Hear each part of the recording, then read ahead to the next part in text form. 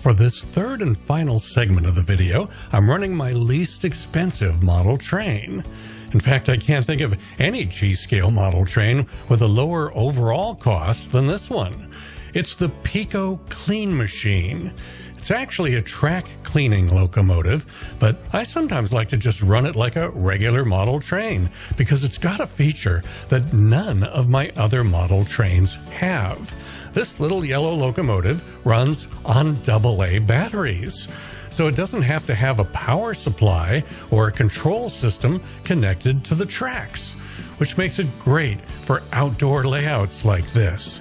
You don't have to run electrical extension cords or do any wiring at all.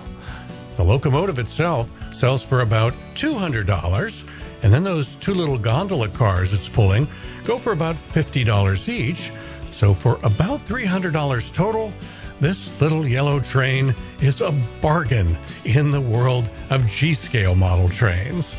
Of course, at about $7 a foot, it's the LGB brand brass track that is the expensive part of this layout.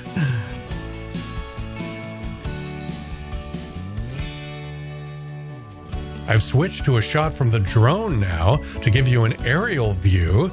You can see that I set up this simple little garden layout in the flower garden on the east side of my house. And as the drone pulls back further and further, if you look really carefully in the shade of one of the maple trees on my back lawn, you'll see Carly, my Cocker Spaniel, running around. There will definitely be more model train videos coming to my channel in the months ahead. Subscribe to my channel so that you don't miss any of them. I'm Jim Zim. Thanks for watching.